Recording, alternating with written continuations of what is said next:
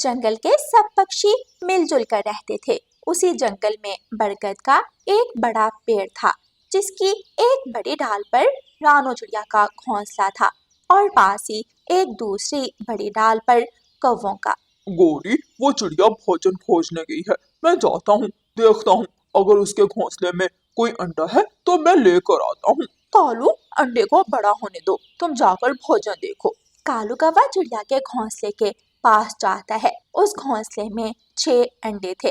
कालू की नीयत बहुत खराब हो रही थी। अरे नहीं नहीं कालू, अभी अंडों को बड़ा होने दे, फिर ज्यादा मजा आएगा खाने का। कालू कौवा तिनके हटाकर देखता है और घोंसले में मौजूद तिनकों के नीचे एक मीठा फल पड़ा था।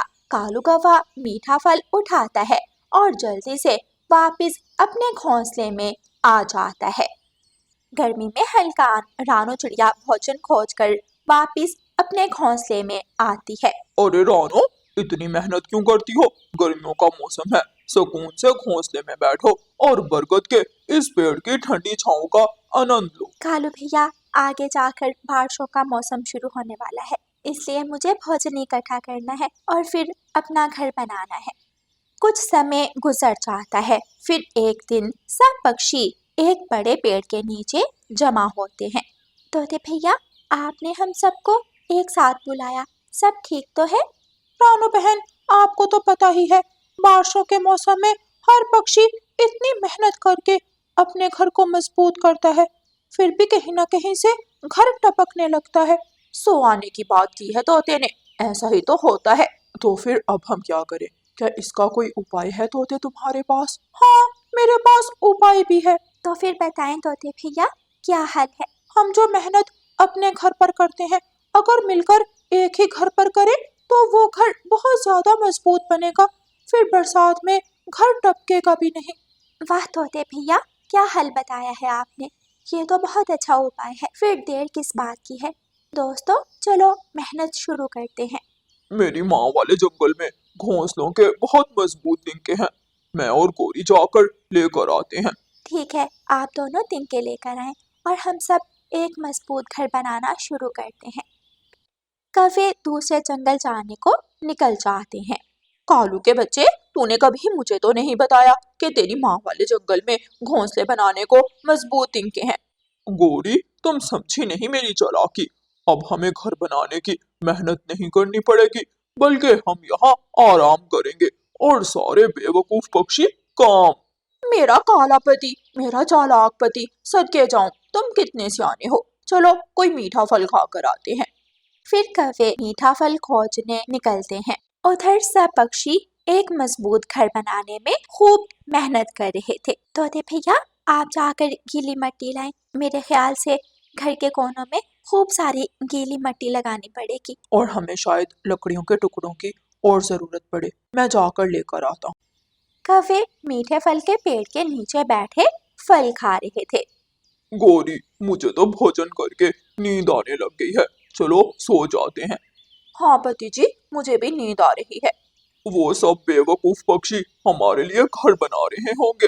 गोरी, हमें बारिशों में बना बनाया घर मिल जाएगा, और क्या चाहिए। वाह! लेकिन कालू, पक्षी तिनकों के बारे में पूछेंगे तो हम क्या कहेंगे? कह देंगे नहीं मिले तिनके, ऐन बारिश के समय वो क्या ही कर सकेंगे हमारी बात मानने के अलावा। कबूतर लकड़ियां लेने के लिए वहां से गुजर रहा था। वो दोनों कौवों की बातें सुन लेता है और भागा भागा वापस आता है। रानो बहन, तोते बुलबुल, मेरी बात सुनो। आराम से, क्या हुआ कबूतर भैया? कौवे कहीं भी नहीं गए, मीठे फल के पेड़ के नीचे बैठकर फल खा रहे थे और हमारा मजाक उड़ाकर हम पर हंस रहे थे। मैं भी सोचूं, इतने अच्छे कब से हो गए वो कौवे जो फौरन तिनके लेने निकल गए। रानो बहन, हमें भी उन कौवों पर दिया खाने की कोई जरूरत नहीं है, बस हम भी उनको अपने इस घर में जगह नहीं देंगे। शाम हो जाती है, कौवे लौटकर आते हैं तो अभी आधा ही घर बना था। ये सब क्या है? इतना सुस्त काम क्यों कर रहे हो तुम सब? सुबह से लगे हो सब, फिर भी अभी तक एक घर नहीं बना तुम सब से। आए आए मिनिस्टर साहब, हमें क्या पता था आपने शाम को आकर हमारा काम चेक करना है। रानू चिड़िया तोते को रोकती है। अभी घर पूरा नहीं बना, लेकिन कल शाम तक बन जाएगा। तुम दोनों बताओ, तिनके कहाँ है? खाली पंख क्यों हो? दिल तो कर रहा है इस गंदी आंखों वाले की चोंच तोड़ दूं। कबूतर, हमें तिनके नहीं मिले। हम सारा दिन दूसरे जंगल में घूमते रहे। सोचा घर बन गया होगा, जाकर अपने दोस्तों को बताते हैं। कोई बात नहीं, सुबह फिर से जाना और जाकर तिनके खोज लेना। हाँ हाँ, हम सुबह फिर से जाएंगे। क्यों गौरी? जी बिल्कुल मेरे पति जी।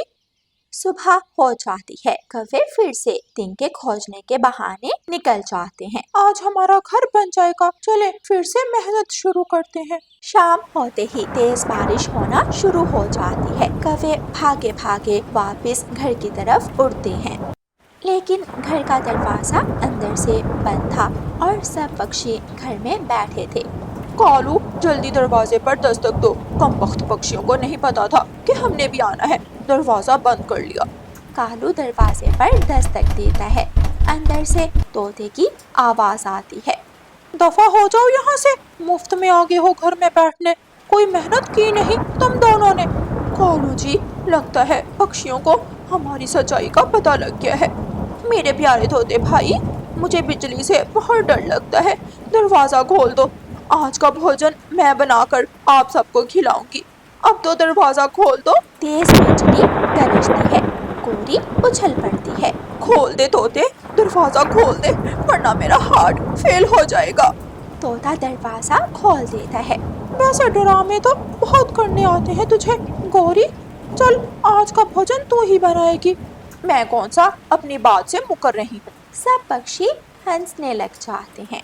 प्यारे दोस्तों, इस कहानी को लाइक, अपने दोस्तों के साथ शेयर और चैनल को सब्सक्राइब करना बिल्कुल मत भूलना। आपका धन्यवाद। रानू चिड़िया की ऐसी कहानियाँ सुनने के लिए YouTube सर्च बार में रानू चिड़िया की कहानी लिखें या फिर ये बटन दबाकर बोलकर कहें रानू चिड़िया की कहानी। रानू चिड़िया कबूतर चाचा की दुकान पर जाती है। कबूतर चाचा, मुझे 1 किलो चावल और शक्कर और दाल दे दें। आज तो चिड़िया खिचड़ी बनाएगी। हाँ कबूतर भैया, बच्चे कई दिनों से खिचड़ी मांग रहे थे, सोचा आज बच्चों को खिचड़ी बना ही देती हूँ। चिड़िया कबूतर चाचा की दुकान से चीजें लेकर वापस उड़ती है। रास्ते में गोरी कौवी बैठी हुई थी।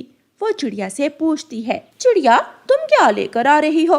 गोरी बहन, मैं कबूतर चाचा की दुकान से दाल चावल लेकर आ रही हूँ, क्योंकि आज मैं अपने बच्चों को खिचड़ी बना कर दूंगी। खिचड़ी का सुनकर गोरी कौवी के मुंह में पानी आ जाता है।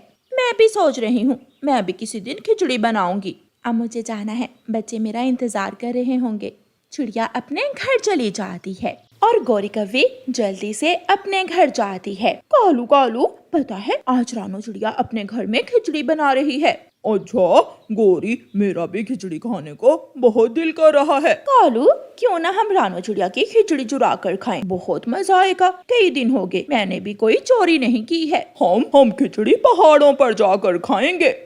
रानू चिड़िया घर जाकर चूल्हे में आग जलाती है और हंडिया चूल्हे पर चढ़ाती है। मम्मा, खिचड़ी कब तक बन जाएगी? थोड़ी ही देर में खिचड़ी बन जाएगी। बच्चों, आप दोनों नदी से पानी ले आओ। मम्मा, हम दोनों बहन भाई नदी से पानी ले आते हैं और आप जल्दी से खिचड़ी बना लें। गुड़िया और कुकू मटका उठाकर नदी की तरफ चले जाते हैं। कालू, जाओ एक बार देख कर आओ, अभी तक खिचड़ी बनी या नहीं। कोई बहाना बना कर जाता हूँ, अगर ऐसे जाकर पूछा तो रानू चिड़िया को पता चल जाएगा। कौवा अपने घर से निकलता है और रानू चिड़िया के घर जाता है। चिड़िया चिड़िया, क्या मेरी पत्नी गोरी कौवी तुम्हारे घर आई है?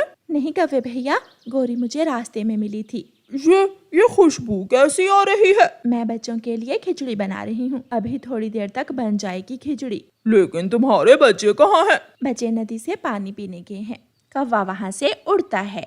रास्ते में कुकू और गुड़िया नदी से पानी लेकर वापिस आ रहे थे कि कौवा जानबूझकर गुड़िया से टकरा जाता है। गुड़िया का मटका नीचे गिर जाता है और टूट जाता है।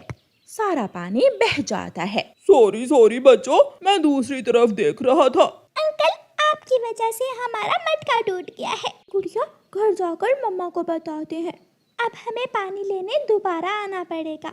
अपनी मम्मा को साथ लेकर आना, ऐसा ना हो कि मटका फिर से गिर जाए। दोनों बच्चे अपने घर चले जाते हैं। कौवा भी भागकर अपने घर पहुंच जाता है। जल्दी चलो, मैंने गुड़िया का मटका गिराकर तोड़ दिया है। अब वो सब नदी पर दोबारा पानी लेने जाएंगे। मेरा सुंदर पति कालू जी, वो सब नदी पर जाएंगे और हम उनकी खिचड़ी चुराकर पहाड़ों की तरफ भाग जाएंगे। गुड़िया बेटी, पानी का मटका कहाँ है? मम्मा, वो कालू अंकल रास्ते में मुझसे टकरा गया था और मटका गिरकर टूट गया। मम्मा चले, हम नदी से दोबारा पानी ले आते हैं और फिर आकर खिचड़ी खाएंगे। मुझे बहुत भूख लगी है। रुको, मैं दूसरा मटका उठा लूं। मम्मा चिड़िया खिचड़ी की हंडिया चूल्हे से उतार कर रखती है और दूसरा मटका उठाकर बच्चों को साथ लेती है और दोबारा पानी लेने चली जाती है। कौवा और कौवी तो पहले ही छुपकर उनको देख रहे थे।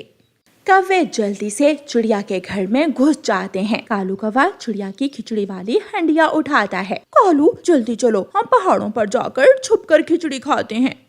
वो दोनों पहाड़ों की तरफ भाग जाते हैं। वो पहाड़ों पर जाकर सूखे पेड़ के नीचे हंडिया रखते हैं और खिचड़ी खाना शुरू करते हैं। दूसरे पेड़ पर माही चील बैठी हुई थी। खिचड़ी की खुशबू से आकर्षित होकर माही चील वहाँ आ जाती है। कौवो कौवो, इस हंडिया में क्या है? कुछ नहीं चील दी, इसमें दवा है। मैं भी ये दवा खाऊंगी। ना, ये बहुत कड़वी है।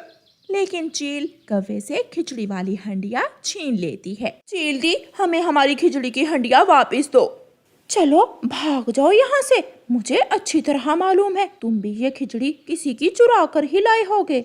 माही चील हंडिया उठाकर थोड़ी दूर ले जाती है और कौवों के सामने बैठकर मजे मजे से खिचड़ी खाती है और कौवे एक दूसरे का मुंह देखते रह जाते हैं।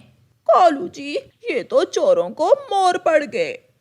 चिड़िया अपने घर में खिचड़ी की हंडिया ना देखकर जल्दी से जंगल की तरफ जाती है।